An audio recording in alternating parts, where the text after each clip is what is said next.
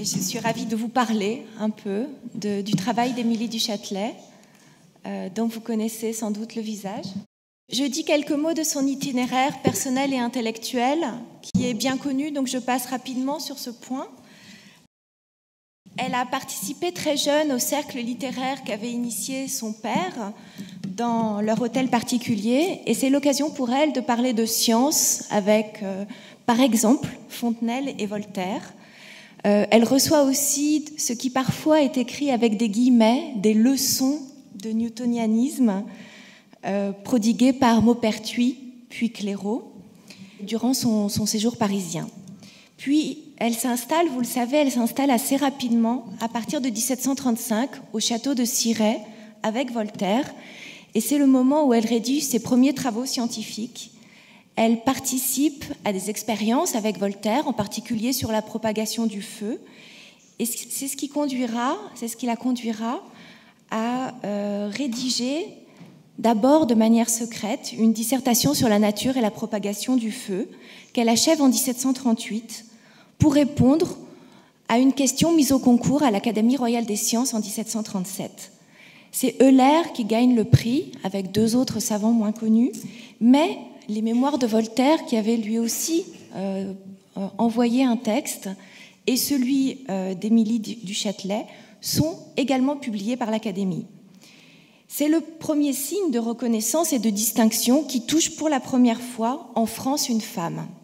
Émilie, qui devait, comme le rapporte une légende encore tenace, du temps de sa formation à Paris, se déguiser en homme pour pouvoir participer aux discussions scientifiques du Café Grado, a conquis par cette distinction, être publiée par l'Académie royale des sciences, sa place dans la communauté des savants. Il faut, me semble-t-il, néanmoins immédiatement relativiser la portée de cette reconnaissance en mentionnant un extrait bien connu d'une lettre de Frédéric de Prusse envoyée à Jordan 2 ans plus tard, en 1740, au moment de la publication anonyme de la première édition des institutions de physique. Vous connaissez certainement ce passage, mais je ne résiste pas au plaisir de vous le faire lire à nouveau. La Minerve vient de faire sa physique. Il y a du bon, c'est Koenig qui lui a dicté son thème. Elle l'a ajusté et orné par-ci par-là de quelques mots échappés à Voltaire à ses soupers. Le chapitre sur l'étendue est pitoyable, l'ordre de l'ouvrage ne vaut rien, il y a même de très grosses fautes. Enfin, c'est une femme qui écrit et qui se mêle d'écrire au moment où elle commence ses études. Les institutions de physique sont effectivement un manuel de physique publié anonymement et destiné à présenter les fondements philosophiques de la physique moderne. Cet anonymat ne durera pas longtemps, car l'accusation de plagiat lancée par le fameux Koenig, Samuel Koenig, au moment de la publication des institutions, fait immédiatement connaître le nom de l'auteur de l'ouvrage. Koenig, qui avait été dépêché à Cirey pour familiariser Émilie du Châtelet à la pensée de Wolff, mécontent de Christian Wolff, je ne dirais pas que c'est un Leibnizien, mais c'est quelqu'un qui a fait connaître la philosophie de Leibniz en Allemagne au XVIIIe siècle. Donc, dépêché à Cirey pour familiariser Émilie du Châtelet à la pensée de Wolff, Koenig, donc mécontent du salaire reçu et du peu de considération que Madame du Châtelet lui témoignait, fit savoir qu'il se pensait le véritable auteur des institutions de physique. Pour compléter le tableau, et je crois que ça a déjà été évoqué, il faut ajouter, d'une part, qu'Émilie du Châtelet a effectivement traduit les principes mathématiques de la philosophie naturelle de Newton, et il s'agit de la traduction française sur laquelle nous travaillons encore aujourd'hui. Il faut ajouter également qu'elle est celle qui fit connaître la pensée de Leibniz en France dans les institutions de physique. Elle est donc ainsi bien souvent présentée dans l'histoire du XVIIIe siècle comme une traductrice, comme une vulgarisatrice et parfois comme une plagiaire. En effet, ce soupçon de plagiat que j'évoquais à l'instant rôde pendant très longtemps et ne sera finalement dissipé, j'espère qu'il l'est, que grâce à un article définitif, ou en tout cas remarquable, de Linda Gardiner-Janik, qui a montré, en analysant les manuscrits des institutions de physique, que le travail d'Émilie du Châtelet avait été élaboré de manière extrêmement substantielle avant l'arrivée de Koenig à Cirey, simplement par une comparaison des manuscrits. Il faut ajouter à cela donc qu'elle est souvent présentée comme une traductrice, comme une vulgarisatrice, comme une plagiaire, mais aussi évidemment comme la maîtresse de Voltaire. Il y a donc, pour toutes ces raisons, une forme d'opacité qui recouvre son travail proprement scientifique et philosophique, à mon sens pour deux raisons principales qui sont à l'œuvre dans l'historiographie des Lumières. Il faut tout d'abord mentionner ce qu'on pourrait appeler le stéréotype de genre. Il existe toute une littérature qui se développe à la fin du XVIIe siècle et au XVIIIe siècle autour du motif de la marquise, désireuse, forcément désireuse, d'apprendre d'un philosophe toujours sensible à ses charmes. Il suffit de penser au manifeste copernicien que sont les entretiens sur la pluralité des mondes de Fontenelle, ou encore au fameux newtonianisme pour les dames de Francesco Algarotti. Mais il faut sans doute également évoquer un ensemble de lettres ou de déclarations publiques dans lesquelles on s'étonne et on se réjouit qu'une femme rende la philosophie naturelle si claire. Je donne simplement un exemple. C'est une lettre à Clairaut, mathématicien de renom, à Émilie du Châtelet, du 4 janvier 1741. Il vient de recevoir les institutions de physique et il lui envoie une lettre pour commenter le texte et pour la remercier. Le premier livre m'a fait un grand plaisir en ce qu'il m'apprenait la métaphysique de Leibniz, au fait de laquelle je n'étais pas du tout. Je suis charmée de la connaître et je ne crois pas que personne ne l'eût fait aussi bien entendre que vous. Je suis trop neuve dans cette matière pour vous en dire mon sentiment. Mais ce que je puis bien assurer, c'est que si je pouvais être conquis à cette philosophie, ce serait par la façon dont vous la présentez. Quant à la partie physique de votre ouvrage, elle m'a fait beaucoup de plaisir aussi, non pas comme la première, en m'ouvrant un champ nouveau, mais en me mettant sous les yeux, dans un bel ordre et d'une façon agréable, les vérités les plus satisfaisantes de la physique. Donc, pour Clairaut, les institutions de physique, c'est un texte de vulgarisation. Mais il me semble que sous le compliment pointe la critique, si on peut parler d'un compliment, puisque la lettre se poursuit en ces termes. S'il m'était permis cependant de vous dire mon avis en entier, je prendrais la liberté de vous dire qu'il y a dans quelques endroits de petites négligences, dont quelques-unes peuvent venir de ce que vous avez voulu vous mettre plus à la portée de tout le monde, mais qui pourraient vous faire tort dans l'esprit des géomètres.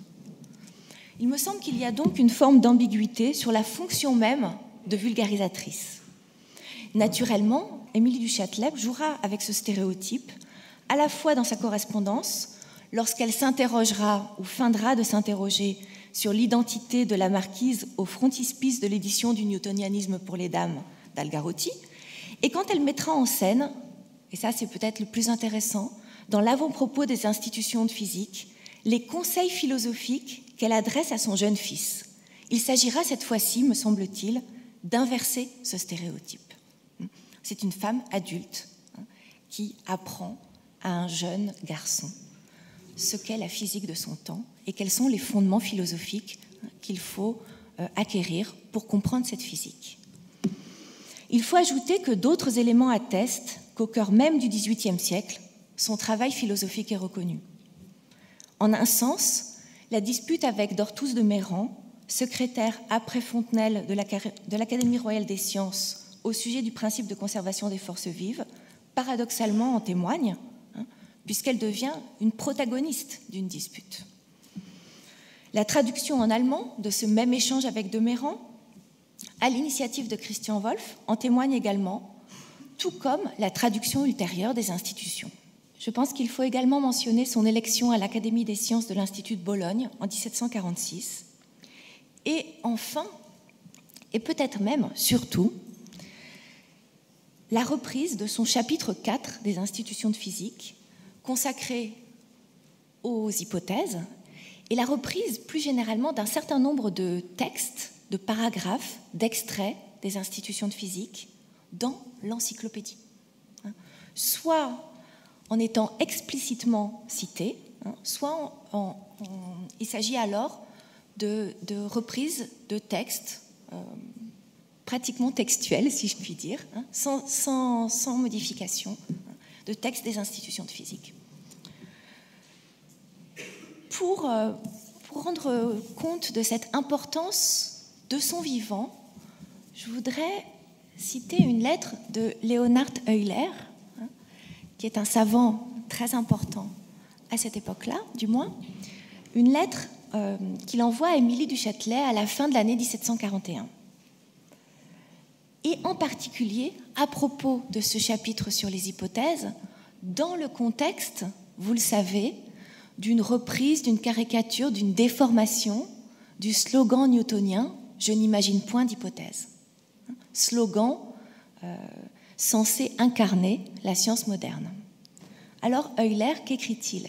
Mais surtout, le chapitre sur les hypothèses m'a fait le plus grand plaisir, voyant que vous combattez, madame, si fortement et si solidement quelques philosophes anglais qui ont voulu bannir tout à fait les hypothèses de la physique, qui sont pourtant, à mon avis, le seul moyen de parvenir à une connaissance certaine des causes physiques. J'ai été souvent en peine, lorsque le discours roulait sur cette matière avec des Anglais, de trouver des raisons convaincantes pour bien faire voir l'utilité des hypothèses. Mais je n'ai jamais pu développer mes idées sur ce sujet d'une manière si claire que vous.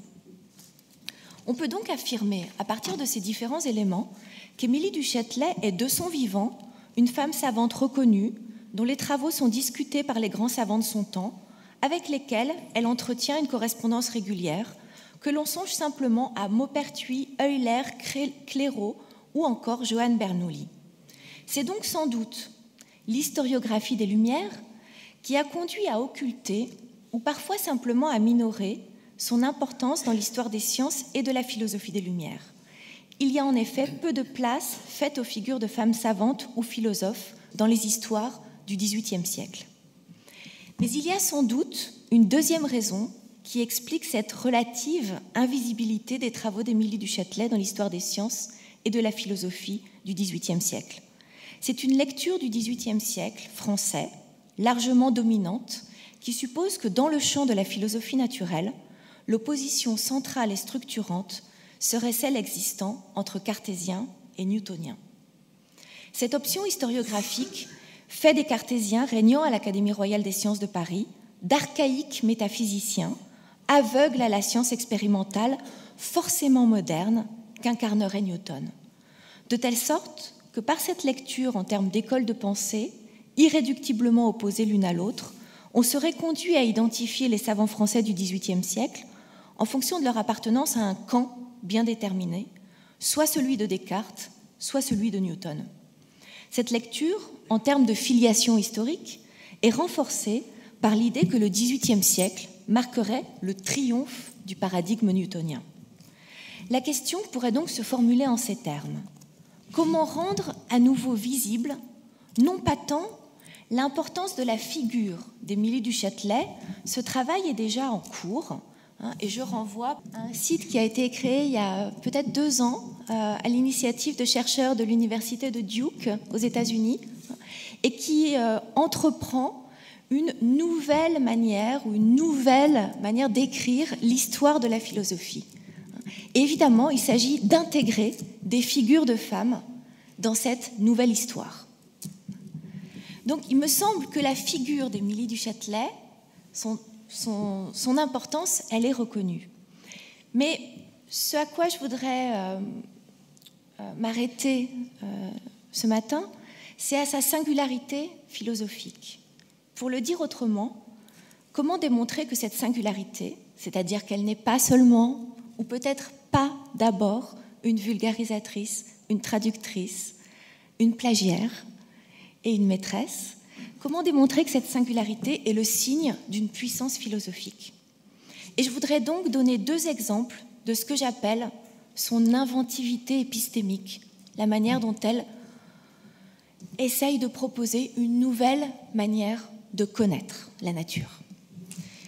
C'est-à-dire donc qu'elle élabore une philosophie originale qui va permettre, du moins en France, de penser autrement que cela n'était fait jusqu'alors, le rapport entre science et philosophie. Cette inventivité épistémique s'exprime à travers, me semble-t-il, une décision philosophique. J'ai parlé il y a un instant du combat entre cartésiens et newtoniens, de la manière dont la reconstruction historiographique ne laissait pas de place finalement à d'autres options. Il me semble que sa décision philosophique est la suivante: reconnaître la possibilité d'articuler un fondement métaphysique et le recours aux expériences propres à la philosophie expérimentale.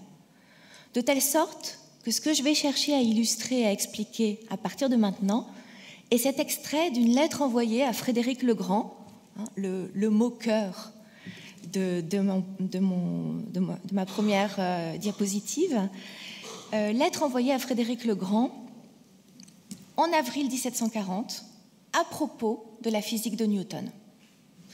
Mais comme je suis persuadée que la physique ne peut se passer de la métaphysique sur laquelle elle est fondée, j'ai voulu lui donner une idée de la métaphysique de M. Leibniz, que j'avoue être la seule qui m'est satisfaite, quoiqu'il m'en reste encore bien des doutes.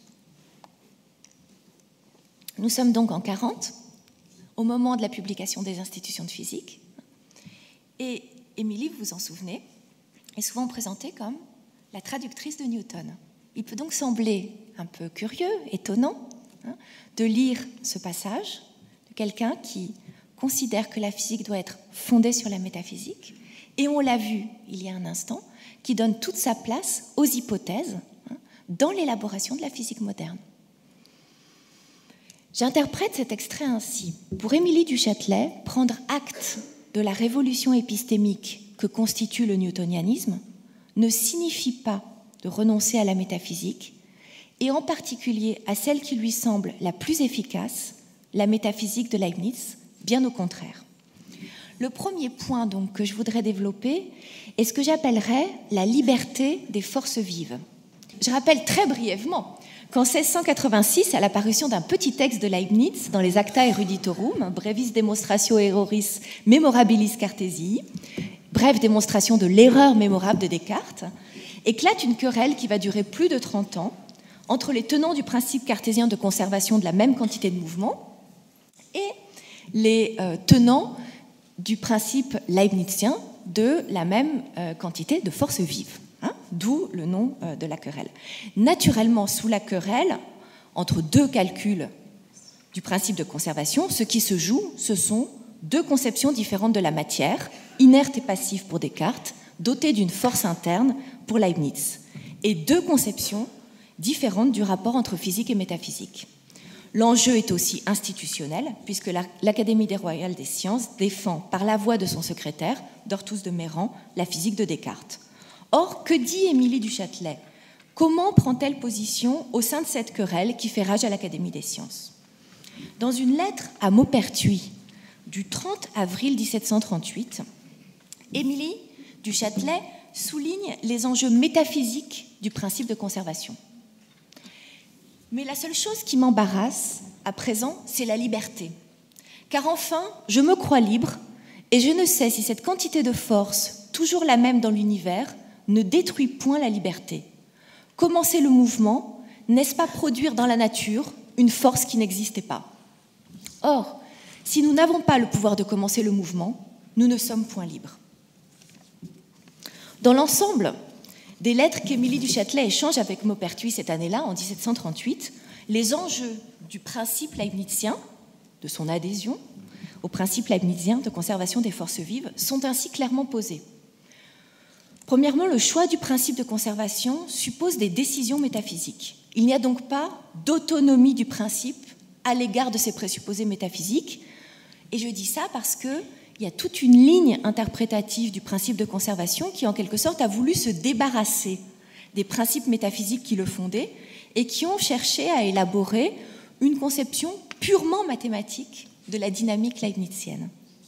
En particulier, je pense en particulier à une correspondance entre Leibniz et Denis Papin, qui a échoué, puisque finalement, ce qui va se déployer entre eux, c'est une discussion sur les enjeux métaphysiques de la dynamique. Mais c'est une autre histoire.